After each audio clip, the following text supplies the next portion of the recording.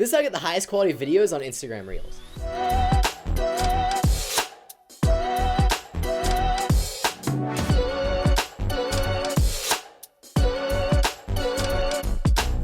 How's it going, guys? My name is Parker Shepard. I'm a travel videographer and FPV drone pilot, and today I'm showing you guys what I have found to be the best export settings for Instagram Reels.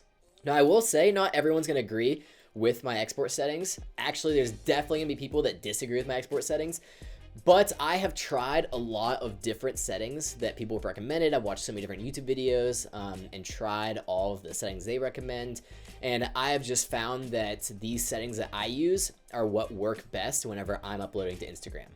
Alright, so starting out, we are going to set up our sequence, and there's a couple ways you can create a sequence. A lot of people like to go up here and click like File, and then go over to New Sequence. I like to just grab my clip and drop it down here in the timeline, and it's going to create a new sequence that way. I just find that to be the fastest way to create a sequence. Then you can go up here and rename it to whatever you want. I'm just going to leave it the way it is. And now we're going to change our sequence settings. This video is actually already shot in the settings that I want my sequence, but typically I shoot my footage in 5K, so I need to change my my video size.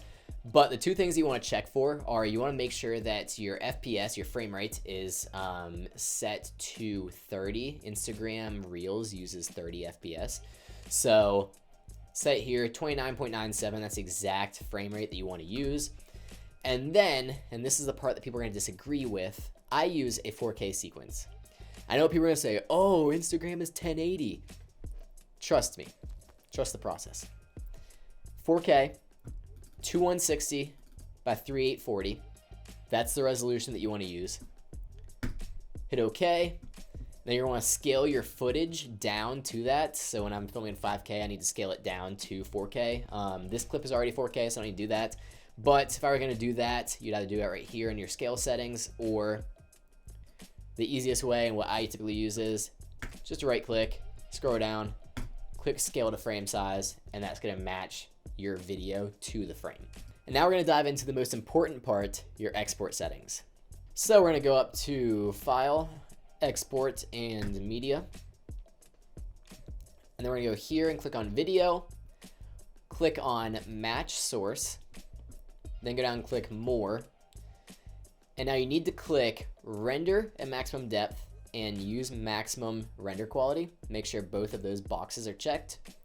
So then we're going to scroll down here to your bitrate settings, and these are what I think is the most important part and what I find to have the most effect on my footage. So I use a variable bitrate 1-pass export. You can do a 2-pass, but some people recommend doing a 2-pass, but I find it to be perfectly fine doing a 1-pass. The only time I do a 2-pass is if I use something like if I'm adjusting my time interpolation and doing like optical flow or something, then I'll do a 2-pass just to make sure that there's no frames that are missed, because occasionally if I do a 1-pass, I'll notice that it misses some frames. So if I'm ever doing optical flow, I'll do a 2-pass, but typically I just do a 1-pass. 1-pass 99% of the time is all you need. And now here, I set my target bit rate to 120. And basically, the higher the bit rate, the more quality that's gonna be saved in your video. Now the trade-off for this is you're gonna have bigger file sizes, and a lot of people might say this is overkill, but this is just what I've found to work the best and what I've seen make the biggest difference when I'm uploading to Instagram. And yeah, that is all of my export settings for Instagram Reels. Now you just click export, let the video render out, and you're good to go. And there you have it. That is the best export settings that I have found for Instagram Reels. If you guys liked today's video, please drop a like, subscribe, and comment. If there's anything specific, any tutorials, anything like that, type of content you guys want me to put out, want to see from me, let me know in the comment section down below, and I will see you guys next time.